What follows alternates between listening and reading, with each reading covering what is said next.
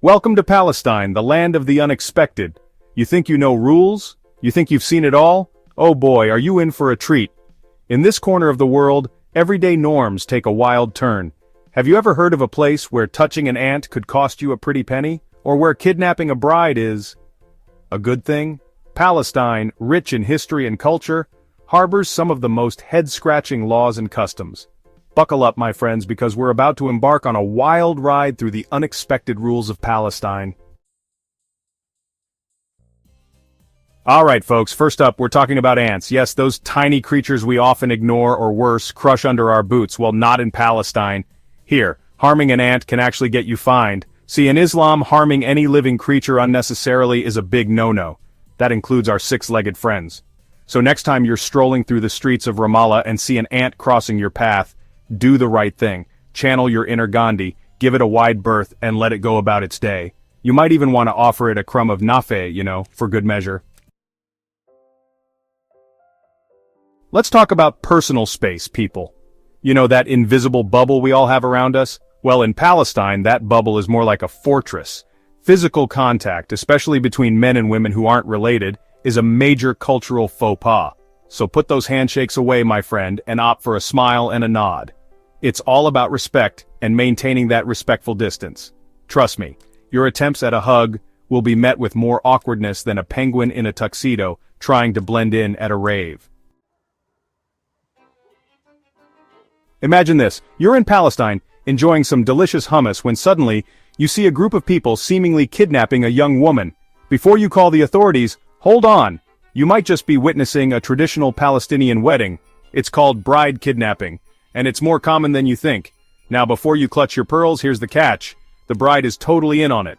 It's all prearranged and part of the fun and festivities. Think of it as a theatrical, slightly chaotic way to kick off the marriage celebrations. It's like a Shakespearean comedy, but with more dabka dancing and less iambic pentameter.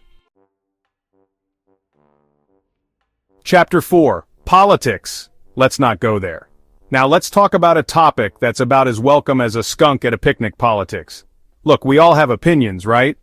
But when it comes to Palestine, things can get complicated, like really complicated. Trust me, bringing up the political situation in casual conversation is like trying to juggle live grenades while riding a unicycle on a tightrope.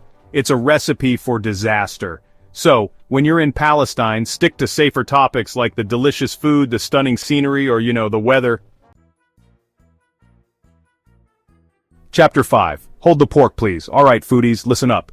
In Palestine, you'll discover a world of culinary delights. But there's one thing you won't find on the menu: pork. See, in Islam, consuming pork is strictly forbidden. It's considered haram, which means it's a no-go zone. So, if you're craving a bacon cheeseburger or a plate of ribs, you're fresh out of luck. But hey, look on the bright side. This is your chance to explore the rich tapestry of Palestinian cuisine, which is bursting with flavor and pork-free goodness. Chapter 6. Hands where I can see 'em. Body language, my friends. It's a universal language, right? Well, sort of. You see, in Palestine, certain gestures that might seem perfectly normal elsewhere can land you in hot water. For instance, placing your hands on your hips is a big no-no, especially if you're interacting with someone older than you or in a position of authority. It's seen as a sign of disrespect, like you're challenging their authority. Chapter 7. Don't whistle at night. Ever feel like whistling a happy tune while strolling through the streets at night? Well, if you're in Palestine, you might want to think twice before you pucker up. You see, according to local beliefs, whistling at night is like sending out a bat signal to attract unwanted supernatural attention. And trust me, you don't want to be having a close encounter of the spooky kind in a dark alley in Palestine. Title: Mosque Manners 101. Palestine is home to some of the most stunning mosques in the world, architectural masterpieces that will take your breath away. But remember, these are places of worship, so it's important to be respectful. When visiting a mosque, dress modestly and remove your shoes before entering. For men, that means covering from shoulders to knees. And ladies, a headscarf is a must. Think of it as a fashion opportunity to rock that hijab with style. Outro! Until next time, Palestine. So my friends, there you have it, a glimpse into the unexpected rules of Palestine. It's a land of contrasts where ancient traditions meet modern life in the most fascinating ways. If you ever get the chance to visit, embrace the unexpected, be respectful of local customs, and most importantly, have fun. So friends, thanks for watching and see you in future exploration videos.